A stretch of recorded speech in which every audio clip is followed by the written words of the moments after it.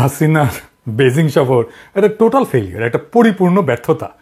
তিনটা প্রধান কারণে ওই ব্যর্থ হয়েছে এবং সন্দেহাতীতভাবে প্রমাণ করছে যে হাসিনা কোনোভাবেই আমাদের স্বাধীনতা, সার্বভৌমত্ব, আঞ্চলিক অখণ্ডতা এবং জাতীয় মর্যাদা রক্ষা করতে পারেনি, বরং ভারতের কাছে সমর্পণ করছে। এই সফর সেই পয়েন্ট হিসেবে চিহ্নিত হবে যখন এটা প্রমাণিত হয়েছিল যে আমাদের প্রিয় মাতৃভূমি বাংলাদেশ কার্যকরভাবে ভারতের একটা আশ্রিত রাজ্যে পরিণত হয়েছে এবং আমরা বাংলাদেশিরা আর একটা স্বাধীন সার্বভৌম দেশের নাগরিক না। আমি অঙ্ক কষে প্রথমে দেখাই দিব আগের সময়ে একজন 100 নম্বরের মধ্যে 33 নম্বর নিয়ে পরীক্ষা পাশ করতো। তো আসেন আমরা চায়না থেকে পাওয়া আর্থিক প্রতিশ্রুতির ক্ষেত্রে এই অঙ্কের নিয়মটা প্রয়োগ করে দেখি যে ওই আসলে পাশ করেছে কিনা। ওর সফরের আগে আমরা দেখছি সরকারি সূত্র থেকে যে বাংলাদেশের রিজার্ভ হইতে পড়েছে অনেক আগে, তার সাথে যুক্ত হয়েছে দ্রুত পতন। তো আপাতত এই পতন রোধ করার জন্য চাইনিজদের কাছে 36 বিলিয়ন ইউয়ান চাওয়া উচিত বইলা সবাই মতামত দিছিল এবং হাসিনা এটা চাইছিল। তো গাড়াল রানী পাইছে কত? 1 বিলিয়ন ইউয়ান। এটা ডলারে কত? $1 7.5 ইউয়ানের মতো। তার মানে 36.5 বিলিয়ন ইউয়ান হইলে 5 বিলিয়ন ডলার হইতো। সে 36.5 ভাগের 1 ভাগ পাইছে, মানে 100 ভাগের 2.8 ভাগ পাইছে, 3ও না। 100তে 33 পেলে তাও ধরতাম 5 দিচ্ছে, ওই 5ও দেয় নাই। পুরা সফরে হাসিনা চাইলো 1 টাকা, পাইলো 3 পয়সা। 100তে 3 পেলে তো নিচের ক্লাসে নামায় দেয়। চাইনিজরা আসলে তাই করেছে, ও নিচের ক্লাসে নামিয়ে দিছে। ও কুষ্টা দিয়ে ঢাকা পেটে দিচ্ছে অফিসিয়ালি ভিজিট শেষ হওয়ার আগেই। ওই কইছে যে আমি নিজে আগে চলে এসেছি, ও আসলে উষ্টা দিছে। চীন খুব ভালো করে বুঝছে যে কাঁড়াল রানী চীনের টাকা খাট কিনবে, যেন ভাতারের দেশের সাথে ওই খাটে মৌজ মাস্তি করতে পারে। তাই বোঝা মাত্রই পাছায় লাথি দিয়া বেজিং থেকে খেদায় দিছে। তো এই সমস্ত রাষ্ট্রীয় সফর কিন্তু উৎসরিতর বিয়ার মতো না, এগুলো দীর্ঘ প্রস্তুতি নিয়ে ঠিক হয়। সব খুঁটিনাটি ঠিক করা হয়, কখন খাবে, কখন ঘুমাবে, কার সাথে মিটিং করবে, কোথায় বসবে, মিটিংয়ে আর কে কে থাকবে, এমনকি মিটিংয়ে কে কোথায় বসবে, এই সব কিছু ঠিক করা থাকে। ফরেন মিনিস্টার একটা বই ছাপে সমস্ত প্রোগ্রাম নিয়ে, হ্যাঁ বুকলেট, ওখানে ফোন নাম্বার আবার থাকে, সবার সব ধরনের কন্ট্যাক্ট থাকে, ডিটেল থাকে। এটা চাইলাম আর বদলাই ফেললাম, এটা সম্ভব না। তার লেসপেন্সাররা প্রথমে কইলো বেজিং পৌঁছে হাসিনা সিদ্ধান্ত নিয়েছিল সে ফিরে যাবে আগেই, তো তখনই সেটা কইলো না কেন?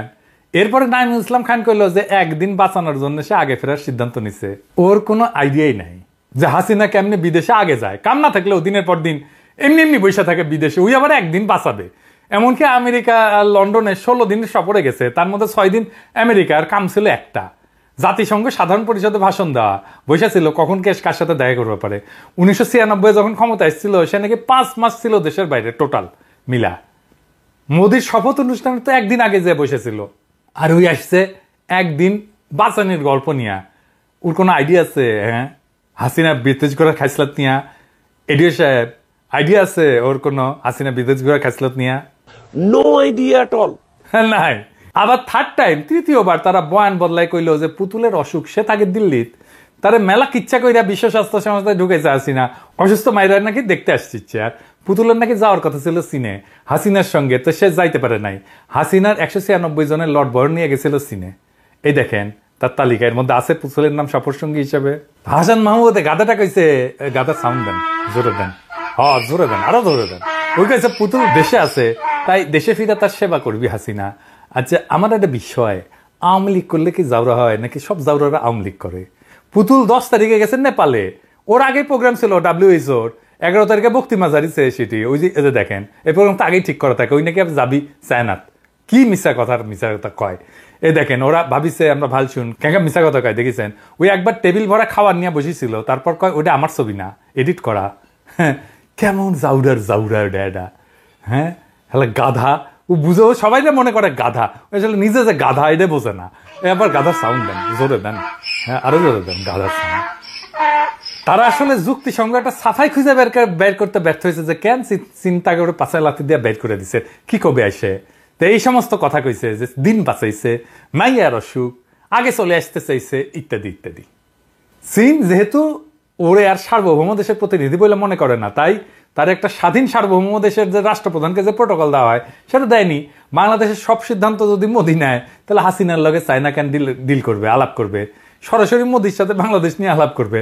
হাসিনা চায়নার কাছে ডিপ্লোম্যাটিক ভাষায় পার্সোনা নন গ্রাটা। তারে সাফল্যের সঙ্গে চায়নার মাটি থেকে লাথি দিয়ে পাঠাই দিছে। তবে কেন চায়না হাসিনারে লাথি দিয়ে পাঠাইলো? কারণ তিস্তা চুক্তি চাইনিজরা অনেকদিন থেকে এটার আশায় বসেছিল। এমনকি কাডালটা নিয়ে তিস্তার কথা তুলে নেয় তার সফরের সময়, কিন্তু টাকা সাহায্য চাইছে চাইনিজদের কাছে। চাইনিজরা এতই আগ্রহী ছিল এই তিস্তা প্রজেক্ট নিয়ে যে নিজের খরচায় বাংলাদেশ সরকারের পারমিশন নিয়ে সার্ভে চালাইছে ওই অঞ্চলে। 7ই জানুয়ারি ওই দামি নির্বাচনের আগে চাইনিজ রাষ্ট্রদূত কইছে যে চায়না তিস্তা প্রকল্প নিয়ে প্রস্তুত হয়ে আছে। দামি সংসদে দাঁড়ায় কইছে দ্বিতীয়বার দিল্লি যাওয়ার আগে যে সে নিজে চায়নার কাছে তিস্তার জন্য ঋণ চাইছে। বেজিং যাওয়ার 1 সপ্তাহ আগে চাইনিজ রাষ্ট্রদূত কইছে আবারও যে তার সরকার প্রস্তুত, কিন্তু সিদ্ধান্ত তো কাটাল রানীর হাতে, সেটা কিন্তু কইছে। কিন্তু আমরা কিন্তু বুঝে গেছিলাম চায়নার এই প্রস্তাবের হাসিনা আগেই মেরে দিছে, যখন হাসান মাহমুদ কইছে যে কাটাল রানী তিস্তা নিয়ে আলাপ করবে যদি চাইনিজরা এই প্রসঙ্গ তুলে। মানে এইটা আর বাংলাদেশের আগ্রহের প্রকল্প না, এটা চায়নার আগ্রহের প্রকল্প। যাই হোক, দেখেছেন তো মোদির ফুয়া আজাদ মাহমুদ বেজিং থেকে সরাসরি দিল্লি গেছে তার আসল প্রভুর কাছে বেজিং সফরের রিপোর্ট করতে আর নতুন আদেশ আনতে। কইছে বিমস্টেকে মিটিং করতে যাইতেছে, ও বিমস্টেক বানান করতে পারে কিনা। ওই মিটিং হবে নেপাল তার ফরেন সেক্রেটারিকে পাঠাইছে, আর ওই মন্ত্রী যাওয়াই লাগবে ওর। হ্যাঁ, এতই ওই বিমস্টেক বুঝে গেছে। তা আমরা সবাই বুঝেছিলাম কি হবে চায়নাতে। তাও আমি কাটাল রানীকে বেনিফিট অফ ডাউট দিছিলাম আমার আগের এপিসোডে, আপনাদের মনে থাকার কথা। আমি কইছিলাম যদি তিস্তা প্রকল্প নিয়ে আসতে পারে তাইলে সে অগ্নি পরীক্ষায় উত্তীর্ণ হবে। সে ফেল করেছে পুরাপুরি, ফেল তো দূরে থাক, পরীক্ষাতেই বসেননি। এখন এটা দিনের আলোর মতো পরিষ্কার যে কাটাল রানী তার দিল্লি সফরে তিস্তা সহ বাংলাদেশের সমস্ত যে ক্রুশিয়াল স্বার্থ, যে গুরুত্বপূর্ণ স্বার্থ, সেটাকে জলাঞ্জলি দিয়ে আসছে। সে তিস্তা চুক্তি কথা তুলেই নাই, সে বাংলাদেশকে দিল্লির ইচ্ছার অধীনস্থ করে ফেলছে। দিল্লি যা চাইবে সে সেটাই করবে, কারণ তার ক্ষমতায় ঠেকাই লাগবে, কারণ তাকে লুটপাট করতেই হবে। সে তার প্রতিহিংসা চরিতার্থ করতে আসছিল বাংলাদেশে, আমার কথা না, তার নিজের কথা। সে প্রতিহিংসা চরিতার্থ করতে হবে, কারণ তার বাবা ওই যে সোহরাদের বডিগার্ড, ওই জয় বাংলা হইলে মানুষ উল্লাস করে মিষ্টি খেয়েছিল। তুই বলে মিষ্টি না, জিয়াফত খাবে পাবলিক, খাসি জব দিয়া। তাই এর ক্ষমতার আকাঙ্ক্ষা আর প্রতিহিংসার জিহাংসার জন্যে বাংলাদেশের পবিত্র ভূমিকে সে ইন্ডিয়ার মিলিটারি আর সিকিউরিটি ডিজাইনের অধীন করে ফেলছে। শুধু তাই না, ইন্ডিয়াকে রেল করিডোর দিতেছে, আর চিকেন নেক বরাবর চীনের কৌশলগত স্বার্থে আঘাত করিচ্ছে।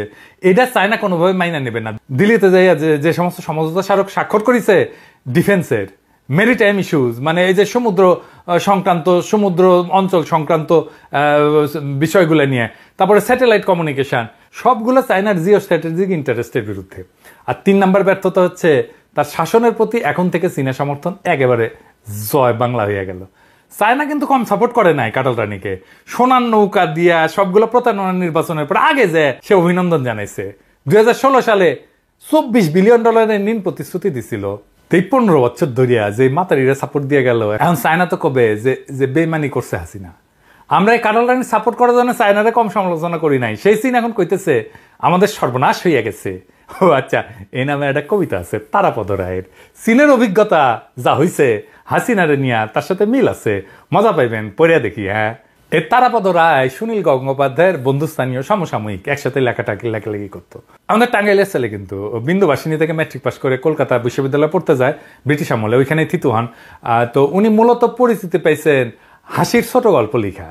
তো ওনার একটা বিখ্যাত কবিতা আছে, আমাদের সর্বনাশ হয়ে গেছে। আমি পড়তেছি। হ্যাঁ, আমরা যে গাছটিকে কৃষ্ণচূড়া ভেবেছিলাম, যার উদ্দেশ্যে ধ্রুপদী বিন্যাসে কয়েক অনুচ্ছেদ প্রশস্তি লিখেছিলাম, গতকাল বলয় বাবু বললেন ওইটা বানর লাঠি গাছ। অ্যালসেশিয়ান ভেবে যে সারমেয় শাবকটিকে আমরা 3 মাস বকলস পরিয়ে মাংস খাওয়ালাম, ক্রমশ তার খেকি ভাব প্রকট হয়ে উঠছে। আমরা টের পাইনি আমাদের ঝর্ণা কলম কবে ডটপেন হয়ে গেছে, আমাদের বড়বাবু কবে হেড অ্যাসিস্ট্যান্ট হয়ে গেছেন, আমাদের বাবা কবে বাপি হয়ে গেছেন। আমরা বুঝতে পারিনি আমাদের সর্বনাশ হয়ে গেছে। তো হাসিনারে অ্যালসেশিয়ান ভাইবা বকলস পরায় 3 বেলা মাংস খাইছে। এখন দেখিচ্ছে এটা অ্যালসেশিয়ান না, এটা নেরিকুত্তা। তো এডিটর নেরিকুত্তার একটা সাউন্ড দেন, আর নেরিকুত্তা লাগতে গেলে একটা সাউন্ড করে সেটা দেন। এই সাউন্ড এখন করছে হাসিনা, বুঝছাও? তো এই যে বিশ্বাস ভঙ্গ, এই জন্যে সে চিরকালের জন্য চায়নারে হারাইছে। এই প্রসঙ্গে কয়ে রাখি, চায়নার সাথে ঐতিহাসিকভাবে ভালো সম্পর্ক ছিল বিএনপির, জিয়ার আমল থেকে। জিয়া এটা বিশেষ একটা কাজ কইরা এই সম্পর্কটা তৈরি করছিল, ওইটা পরের আলাপ করবো নি, আজকে না। এইটা লাস্ট টাইমে বিএনপি টাইমে বাণিজ্য মন্ত্রী ছিলেন আমির খসরু মাহমুদ। তো যাই হোক, উনার আর কিছু কই না আজকে। উনি ঢাকায় বাণিজ্য মিশন খুলছিল তাইওয়ানের। এর জেরে তৎকালীন বিএনপি জামাত সরকারের সঙ্গে চীনের সম্পর্কের অবনতি হয়। আমির খসরু মাহমুদকে খালেদা জিয়া বরখাস্ত করেন। ও নিজের ডিসিশনে এই কাজটা করছিল, কিন্তু তারপরে দায়িত্ব দেওয়া হয় ওই যে আলতাফ হোসেন চৌধুরীকে। এই আমির খসরু মাহমুদ এখন বিএনপির অন্যতম নীতি নির্ধারক। শুধু তাই না, আন্তর্জাতিক সম্পর্ক দেখেন, বুঝেই না যে আন্তর্জাতিক সম্পর্ক জিও পলিটিক্যাল ইস্যুতে কোনগুলো ইম্পর্টেন্ট, কোনগুলোতে খেয়াল রাখতে হয় বিশেষ করে বুঝেই না। আচ্ছা, আর একটা বিষয় নিয়ে একটু আলাপ করে নিই, মানে প্রেসিডেন্ট শি বিবৃতি দিছে, সেইটা একটু ব্যাখ্যা করে নিই। হ্যাঁ, শি হাসিনারে যা কইছে ডিপ্লোম্যাটিক ভাষায়, সেটা আমি সাধারণ মানুষের ভাষায় কইতেছি। এটা করার আগে আপনাদের একটা ডিপ্লোম্যাটিক ল্যাঙ্গুয়েজের গোপন তত্ত্ব শিখে দিই, আমার ক্ষুদ্র ভ্রাতাদের কাজে লাগবে, বউ বা গার্লফ্রেন্ডদের বুঝতে। আমার এক সিনিয়র ডিপ্লোম্যাট বন্ধু কইছে আমার এইটা। তো সেটা হচ্ছে, যখন একজন মহিলা কয় না না, তার মানে মেবি বা হইতে পারে। যদি কয় মেবি, তার মানে হইতেছে হ্যাঁ, বুঝাও। কিন্তু সে কখনো হ্যাঁ বলবে না, হ্যাঁ দিয়া ক্রস চিহ্ন দিয়ে দেন, পাশে একটা মায়ের ছবি দিয়ে দেন, তাইলে বুঝবে ভালো করে, বুঝাও। আচ্ছা, পাশে তো এখন ডিপ্লোম্যাটদের ভাষা দেন, এটা ডিপ্লোম্যাটের ছবি দেন। তো ওই ডিপ্লোম্যাট যখন কয় ইয়েস, সেটার মানে হইতেছে মেবি। আর যখন সে মেবি বলবে, তার মানে হইতেছে নো, না। কিন্তু একজন ডিপ্লোম্যাট কখনোই না কইবে না মুখ দিয়া।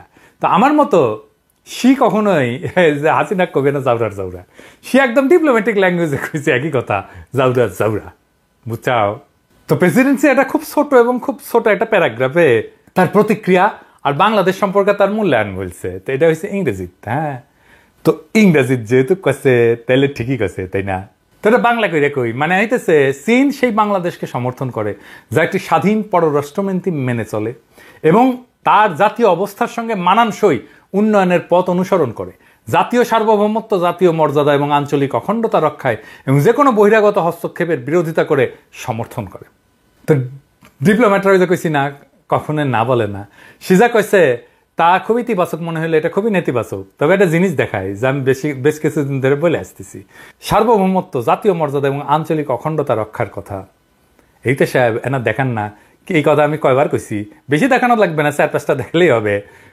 বাংলাদেশ একটা বারুদের পাহাড়ে বসে আছে বিস্ফোরণের অপেক্ষায়। যদি হাসিনা বেজিং থেকে খালি হাতে ফিরে আসে, তাইলে এটা আগ্নেয়গিরির মতো হিংস্রভাবে অগ্নুৎপাতের জন্য যে বারুদের পাহাড় তৈরি আছে, সে পাহাড়ের সলতেতে আগুন দিয়ে দিবে।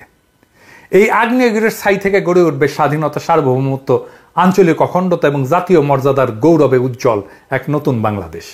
যারাই আমাদের সামগ্রিক স্বার্থকে সম্মান জানাইয়া আমাদের স্বাধীনতা, সার্বভৌমত্ব, আঞ্চলিক অখণ্ডতা, জাতীয় মর্যাদা এবং গণতান্ত্রিক চেতনা এবং আর্থসামাজিক প্রগতির প্রতি সত্যিকার সমর্থন এবং সহযোগিতার অঙ্গীকার করবে, আমরা তাদের দিকেই বন্ধুত্বের হাত বাড়াই দেব।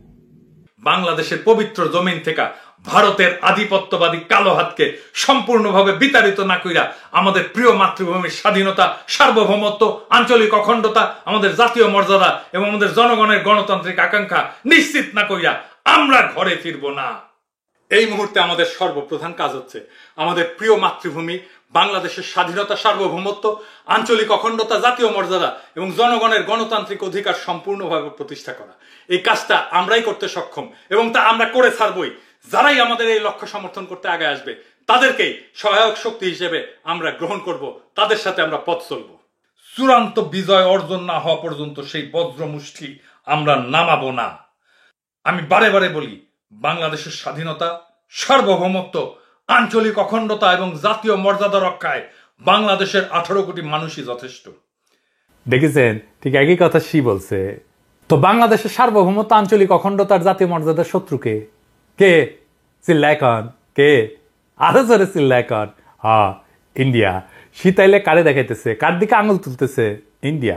তাই সি যখন বলছিল যে চীন একটা স্বাধীন পররাষ্ট্রনীতি মেনে চলার ক্ষেত্রে বাংলাদেশকে সমর্থন করে, তখন আসলে সে কইতেছে হাসিনা একটা স্বাধীন পররাষ্ট্রনীতি অনুসরণ করতেছেন না, বরং নয়াদিল্লির নির্দেশগুলো সে বাস্তবায়ন করতেছে এবং গ্রহণ করতেছে। এর মানে সে বাংলাদেশের প্রতিনিধিত্ব করতেছে না। সুতরাং আশা করবেন না যে চীন এমন একটা শাসনকে সমর্থন করবে বা সম্মান করবে যেটা তার কাজ দিয়ে প্রমাণ করছে যে এটা একটা এমন একটা পররাষ্ট্রনীতি অনুসরণ করে যা ভারতের অধীন, এমনকি বাংলাদেশের স্বার্থের চেয়ে ভারতের স্বার্থকে প্রাধান্য দেয়।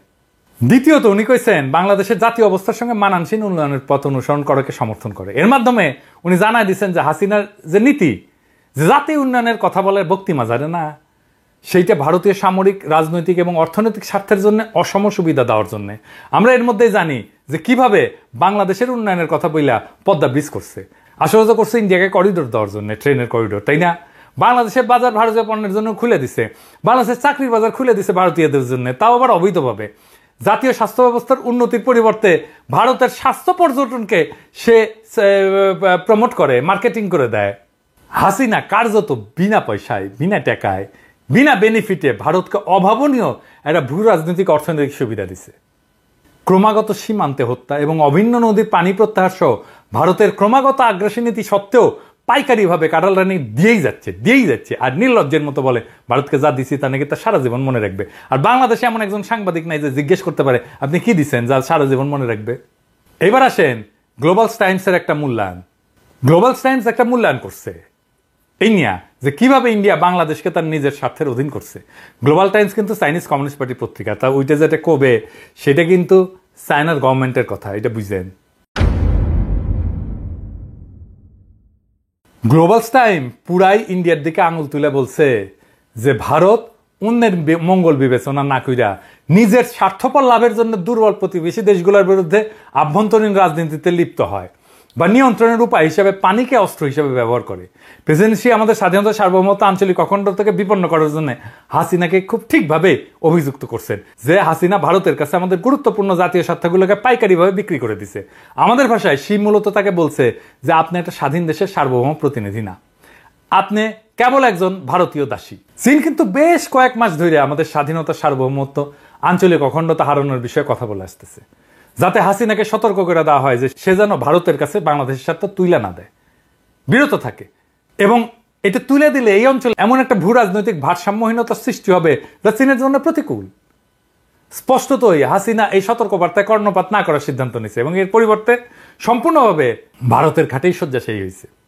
পরিশেষে প্রেসিডেন্সি আরেকটা কথা বলছেন যা আমাদের সংগ্রামের জন্য অত্যন্ত তাৎপর্যপূর্ণ, সেটা হইল চীন বাংলাদেশে যে কোনো বহিঃশক্তির হস্তক্ষেপের বিরোধিতা করতে প্রতিশ্রুতিবদ্ধ। এবং এইটা সেই কাজ, সেই অ্যাকশন, সেই কথা, সেই বক্তব্য যার জন্যে ইন্ডিয়া এবং তার দাসী হাসিনা এবং তার লেসপেন্সারদের ঘুম এখন থেকে হারাম হইয়া গেছে। তিনি মূলত বলছেন যে তার শাসন বাংলাদেশে ভারতীয় হস্তক্ষেপের একটা উপজাত এবং তার কাজকাম বিশাল ভারতীয় নকশার ফল, যা পুরোপুরি চীনের গুরুত্বপূর্ণ স্বার্থের বিরুদ্ধে। চীন এই হস্তক্ষেপ গ্রহণ বা সহ্য করবে না এবং এর বিরোধিতা করার জন্য প্রয়োজনীয় পদক্ষেপ নেবে। এর মাধ্যমে প্রেসিডেন্সি হাসিনাকে এবং তার পৃষ্ঠপোষক ভারতকে তাদের আসল রাজনৈতিক চেহারা এবং কি করতে যাচ্ছে সেটা দেখাই দিছে। প্রেসিডেন্সির বক্তব্যের আরো কয়েকটা উল্লেখযোগ্য অংশ আছে, এটা একটু আলাপ করে নিই। প্রথমত তিনি বলছেন যে চীন বাংলাদেশের পুরনো প্রজন্মের নেতাদের দিয়ে প্রতিষ্ঠিত বন্ধুত্বকে লালন করে, সম্মান করে। এটা দিয়া তিনি ইঙ্গিত করছেন যে তার পিতা মানে হাসিনার পিতা ওই যে হর্ষবর্ধন বডিগার্ড চীনের সাথে যে ঐতিহাসিক সম্পর্ক স্থাপন করার জন্য কাজ করছিল, হাসিনা তা পুরোই উল্টাই দিছে। এটা কিন্তু মূলত পাকিস্তান আমলে মুজিবের চীন সফরের সময়ের কথা। চীনের সাথে পাকিস্তানের ঐতিহাসিক সম্পর্ক তৈরিতে মুজিবের একটা কিন্তু ভূমিকা ছিল। প্রেসিডেন্ট শেখ মুজিবকে চীনের পুরনো বন্ধু বলে অভিহিত করছে। 1950-এর দশকে মুজিব দুইবার চীন সফর করে। 57 সালে পাকিস্তানের সংসদীয় প্রতিনিধি দলের সদস্য হিসেবে পরিদর্শন করে এবং চেয়ারম্যান মাও সেতুং এর প্রিমিয়ার জৌ এনলাইয়ের সাথে উষ্ণ যোগাযোগ স্থাপন করে। স্বাধীনতার পর চীন কিন্তু আমাদেরকে স্বীকৃতি দেয়নি। উনি একজন খুব শীর্ষ, খুব সিনিয়র কূটনীতিক কে এম কাইসারকে নিযুক্ত করছিলেন চীনের সাথে সম্পর্ক স্থাপনের জন্য। এই কে এম কাইসার ছিল জৌ এনলাইয়ের ব্যক্তিগত বন্ধু। উনি একসময় বেইজিং এ পাকিস্তানের রাষ্ট্রদূত ছিলেন এবং চীন এই উদ্যোগকে স্বীকৃতি দিচ্ছে এবং আস্থার চিহ্ন হিসেবে জাতিসংঘে বাংলাদেশের সদস্য পদ আর ভেটো না দেওয়ার সিদ্ধান্ত নিয়েছিল কিন্তু মুজিব বেঁচে থাকতেই। তো তার বিবৃতিতে শি মূলত হাসিনাকে বলছে যে তিনি ভারতকে আলিঙ্গন করিয়া চীনের বিরুদ্ধে কাজ করে তার পিতার উত্তরাধিকারকে সম্পূর্ণভাবে ধ্বংস করছেন। এর মাধ্যমে তিনি আওয়ামী লীগ সদস্যদের কাছে একটা বার্তা পাঠাইছেন, এই মহিলা তার বাবার প্রকৃত চেতনাকে সমর্থন করেন না। প্রেসিডেন্সির বিবৃতিতে দ্বিতীয় উল্লেখযোগ্য বাক্যটি হল চীন আগামী বছর কূটনৈতিক সম্পর্ক প্রতিষ্ঠার 50তম বার্ষিকীকে বেল্ট অ্যান্ড রোড ইনিশিয়েটিভের মানে ওই যে বিআরআই আছে না, এটার যৌথ নির্মাণের বিভিন্ন ক্ষেত্রে সহযোগিতার মাধ্যমে আরো গভীর করার এবং প্রসারিত করার সুযোগ হিসেবে গ্রহণ করবে। এর মাধ্যমে ইঙ্গিত দিচ্ছেন যে চীনের সাথে আর কোনো সহযোগিতা এখনই ঘটবে না এবং আগামী বছর পর্যন্ত অপেক্ষা করতে হবে। তিনি এর মাধ্যমে ভারতীয় সম্প্রসারণবাদের বিরুদ্ধে চীনের পদক্ষেপের একটা সময়সীমা নির্দেশ করছেন কি আমরা জানি না, সময় এটা বলে দেবে। তবে এটা স্পষ্ট, চীন চুপ থাকবে না। আমার দৃষ্টিতে হাসিনার চীন সফর কেবল একটা বিশাল ব্যর্থতা না, হাসিনার শাসন এবং ভারতের জন্য একটা খুব খারাপ খবর। তারা সবসময় আতঙ্কিত থাকবে কি হইতে যাচ্ছে চীনের দিক থেকে। যাই হোক, এটা আমাদের জন্য মানে বাংলাদেশের জনগণের জন্য এবং আমাদের প্রিয় দেশের জন্য সুখবর। এই বিষয়ে আমার কয়েকটা পর্যবেক্ষণ আছে, আপনাদের সাথে একটু এটা শেয়ার করে নিই। প্রথমত, চীনারা আগে প্রতিশ্রুতি দিছিল যে এই সফর হবে গেম চেঞ্জার এবং এটা তাই হইল। হাসিনা সফরের আগে সম্পূর্ণভাবে ভারতের কাছে আত্মসমর্পণ করে চীনের স্বার্থকে উপেক্ষা করার ফলে চীনকে হাসিনা সম্পর্কে চূড়ান্ত সিদ্ধান্ত নিতে বাধ্য করছে। শাসক গোষ্ঠী এই হাসিনা তার প্রভুর প্ররোচনায় আমাদের একটা শীতল যুদ্ধের দিকে ঠেলে দিছে, যেখানে চীন ভারত একেবারে মুখোমুখি। এই স্নায়ু যুদ্ধের পরিধি শুধু বাংলাদেশের মধ্যে সীমাবদ্ধ থাকবে না, আমাদের চারপাশে সমগ্র অঞ্চলকে এর সাথে জড়িত করবে। এই কোল্ড ওয়ারে চরম একটা ঝুঁকিপূর্ণ এলাকা থাকবে, আর সেটা হবে বাংলাদেশ। এটা কিভাবে শেষ হবে সে সম্পর্কে আমাদের খুব ভালো ধারণা আছে। ফলাফল দুই পক্ষের অর্থনৈতিক এবং সামরিক ভারসাম্য দিয়ে শক্তি দিয়ে নির্ধারিত হবে। চীনের জিডিপি ভারতের 5 গুণ বড় এবং সামরিক শক্তি শুধুমাত্র মার্কিন যুক্তরাষ্ট্রের সাথে তুলনীয়। এই ফাইটে ভারতের কোনো সুযোগ থাকবে না। আর দ্বিতীয়ত, কে আমাদের শত্রু কে আমাদের বন্ধু সে সম্পর্কে আমরা এখন পরিষ্কার। স্পষ্টভাবে এবং সঠিকভাবে শত্রুকে চিহ্নিত করা একটা সফল সংগ্রামের প্রথম ধাপ। হাসিনার চীন সফর কোনো সন্দেহ ছাড়াই প্রকাশ করছে যে ভারতই এখন আমাদের স্বাধীনতা, সার্বভৌমত্ব, আঞ্চলিক অখণ্ডতাকে বিপন্ন করছে তার ধাসী হাসিনার শাসনের পূর্ণ সমর্থন নিয়ে। হাসিনা নাকি একটা ভারসাম্যপূর্ণ পররাষ্ট্রনীতি অনুসরণ করে, এটা যে একটা ভান, এটা যে একটা নির্জলা মিথ্যা, সেটা এখন সবাই বুঝতে পারছে। এই শাসনে যে 71-এ যে মালেকের শাসন ছিল না, টিক্কা খানের শাসন ছিল না, এরকম একটা শক্তির শাসন, এটা দখলদারির শাসন। ভারত আমাদের প্রধান প্রতিপক্ষ, তার বিরুদ্ধে আমাদের লড়াই। একবার আমরা ভারতের অন্ধকার সম্প্রসারণবাদী হাত যদি ভাঙতে সক্ষম হই, হাসিনা সহ স্থানীয় লেসপেন্সারগুলি সব শেষ হয়ে যাবে। এখন যেহেতু আমাদের শত্রুদের স্পষ্টভাবে চিহ্নিত করা হয়েছে, আমাদের সবচেয়ে গুরুত্বপূর্ণ কাজ হচ্ছে শত্রুকে পরাজিত করার জন্য আমাদের উদ্দেশ্য, কৌশল এবং কাজগুলোকে সঠিকভাবে পরিকল্পনা করা। এর মধ্যে কোটা সংস্কার আন্দোলনের ছাত্ররা দারুণ কাজ করছে। এই আন্দোলন সংগ্রাম একটা রাজনৈতিক চরিত্র লাভের দিকে আগায় যাইতেছে। আমি এটা নিয়ে পরের এপিসোড করব, সেটার আলাপ পরে, আজকে না। তবে আগামী দিনগুলোতে আমরা এই জটিল বিষয়টা বিশদভাবে আলোচনা করবো একটা সূচনা বিন্দু হিসেবে। আমাদের এখন ভারতীয় পণ্য বয়কট এবং রেল ট্রানজিট বন্ধ কইরা ফুল স্কেল ইন্ডিয়া আউট প্রোগ্রামে আমাদের সমস্ত পদক্ষেপকে একসাথে করা উচিত এবং সামনে আগায় যাওয়া উচিত। তৃতীয়ত, এ পর্যন্ত আমরা ভারত নামের একটা বিশাল প্রতিপক্ষ এবং তার নৃশংস দালাল শাসনের মুখোমুখি হয়েছি। এটা ছিল শত্রুর বিরুদ্ধে একটা অসম লড়াই। এখন টেবিল ঘুরে গেছে, পরিস্থিতি নাটকীয়ভাবে পরিবর্তন হয়েছে। চীন হাসিনাকে প্রত্যাখ্যান করছে এবং আমাদের স্বাধীনতা, সার্বভৌমত্ব এবং আঞ্চলিক অখণ্ডতা রক্ষায় সমর্থন দিতে প্রতিশ্রুতিবদ্ধ হয়েছে, যা আমাদের জনগণেরও আকাঙ্ক্ষা। আমরা আর একা না। এশিয়ার সবচেয়ে শক্তিশালী জাতি, শুধু এশিয়ার না, পৃথিবীর দ্বিতীয় শক্তিশালী জাতি এবং বিশ্বের 2টা পরাশক্তির মধ্যে একটা আমাদের সংগ্রামের উদ্দেশ্যের সমর্থনে দাঁড়াইছে। সবচেয়ে গুরুত্বপূর্ণ সংগ্রামে আমাদের সর্বাত্মক ভারসাম্য শক্তির দিক থেকে প্রবল। তাই আমরা চূড়ান্ত বিজয়ের ব্যাপারে নিশ্চিত। একদিকে হাসিনা আর আমেরিকার বরকন্দাজ ভারত, অন্যদিকে বাংলাদেশের জনগণের পাশে চীন। এই লড়াইয়ে কে বিজয়ী হবে তা বলে দেওয়ার অপেক্ষা নাই। চতুর্থত, আমাদের মনে রাখতে হবে যে আমাদের লড়াই মূলত আমাদের নিজেদের লড়াই। আমরা আমাদের জাতীয় পরিত্রাণের দায়িত্ব অন্য জাতিকে দিতে পারি না এবং করা উচিত না। এটা যত কঠিনই হোক না কেন, আমাদের অবশ্যই আমাদের দায়িত্ব পুরোপুরি পালন করতে হবে এবং আমাদের উদ্দেশ্য এবং আকাঙ্ক্ষার সাথে সামঞ্জস্যপূর্ণ হইলেই আমরা আন্তর্জাতিক শক্তির সাহায্য নেব। আমরা ঔপনিবেশিক শাসনের বিরুদ্ধে আমাদের দীর্ঘ অথচ সফল সংগ্রাম, আমাদের স্বাধীনতার যুদ্ধ, ফিলিস্তিন এবং কাশ্মীরের মতো বিশ্বব্যাপী মানুষের দীর্ঘ চলমান সংগ্রাম থেকে অনুপ্রেরণা নেব এবং আমাদের সশস্ত্র বাহিনীর গর্বিত সদস্যদের সিদ্ধান্ত নিতে হবে যে তারা পলাশির সময় সিরাজদৌল্লা সেনাবাহিনীর মতো সাইড লাইনে থাকবে কিনা, যখন মীর জাফর রূপী হাসিনা এবং তার সহষড়যন্ত্রকারীরা ভারতের কাছে দেশ বিক্রি করে দিতেছে। পুলিশ সদস্যদের সহ আইন প্রয়োগকারী সংস্থার সদস্যদের সিদ্ধান্ত নিতে হবে যে তারা ভারতীয় দাসীকে ক্ষমতায় রাখার জন্য নৃশংস শক্তি প্রয়োগ চালায় যাবে কিনা এবং এর ফলে তাদের নিজেদের এবং ভবিষ্যৎ প্রজন্মের ভাগ্য বন্ধক রাখবে কিনা, নাকি আমাদের বীর জনগণের পাশে থাকবে। এমনকি আওয়ামী লীগ এবং তার সহযোগী সংগঠনের সদস্যরাও আপনারা কি আমাদের প্রিয় জাতির সবচেয়ে বড় বিশ্বাসঘাতক হিসেবে ইতিহাসের নাম লেখাইতে চান এবং একটা পরাজয়ের শিকার হইতে চান, নাকি আমাদের গৌরবময় সাধারণ ভবিষ্যতের লড়াইয়ে যোগ দিতে চান? ঢাকা বিশ্ববিদ্যালয়ের ছাত্ররা দেখেন, সবাই মনে করছিল না যে পুরাই হাসিনার দখলে ঢাকা বিশ্ববিদ্যালয়, সব ছাত্রই হাসিনারকে সাপোর্ট করে, দেখেন কি করে। অবশেষে চীনের প্রতি একটা বার্তা দিতে চাই। আজকে আমরা বাংলাদেশ এবং চীনের জনগণের স্বার্থ এবং আকাঙ্ক্ষার মধ্যে অনেকগুলো মিল দেখতে পাচ্ছি। আমাদের অঞ্চল একটা বিশেষ রাজনৈতিক এবং একটা প্রগতির পরিবর্তনের দ্বার প্রান্তে আছে। সাম্প্রতিক বছরগুলোতে দক্ষিণ এশিয়া অঞ্চলে ছোট দেশগুলোতে ইন্ডিয়া আউট অভিযানের উত্থানের মূল কারণ হিসেবে রাজনৈতিক শক্তির ঐক্য এবং চীন যে পদ্ধতিতে পাশে ছিল তার সাথে আমরা সম্পূর্ণভাবে একমত। আমরা বিশ্বাস করি এটা বাংলাদেশের ক্ষেত্রে সম্পূর্ণ প্রাসঙ্গিক। বাংলাদেশে আমাদের নিজস্ব ইন্ডিয়া আউট আন্দোলনের স্বীকৃতি দেওয়ার জন্য আমরা চীনের প্রতি কৃতজ্ঞতা জানাই। চীন এবং বাংলাদেশ সহ দক্ষিণ এশিয়া এবং ভারত মহাসাগর অঞ্চলের ছোট ছোট দেশগুলোর মধ্যে ঘনিষ্ঠ অর্থনৈতিক এবং সামাজিক উন্নয়ন সহযোগিতা বৃদ্ধির জন্য চীনের দৃঢ় সংকল্প দিয়ে আমরা বিশেষভাবে উৎসাহিত হয়েছি। আমরা মনে করি চীন সমস্ত অঞ্চলের একটা ইতিবাচক রূপান্তরের ইঞ্জিন হইতে পারে। এই লক্ষ্যে আমরা চীনকে একটা নির্দিষ্ট গোষ্ঠী বা একটা নির্দিষ্ট রাজনৈতিক দলের সাথে কাজ করার সংস্কৃতি থেকে চূড়ান্ত সিদ্ধান্ত নিয়ে সরে আসার অনুরোধ করতেছি। যেমনটি এখন পর্যন্ত তারা ভারতের দাসী দুর্নীতিগ্রস্ত হাসিনার সাথে করে আসতেছে। আমাদের জনগণের সাথে তাদের একটা বিস্তৃত অংশীদারিত্বের সম্পর্ক তৈরি করা উচিত। আমরা তাদের প্রতি আহ্বান জানাই যেন তারা বাংলাদেশের জনগণকে এই অভিন্ন সংগ্রামে সমান অংশীদার এবং আমাদের অভিন্ন ভাগ্যের সহভাগী হিসেবে থাকেন। আমরা চীনের বিভিন্ন আন্তর্জাতিক রাজনৈতিক পদক্ষেপ দেখে আশ্বস্ত বোধ করি। এই যে মালদ্বীপ এটার প্রমাণ।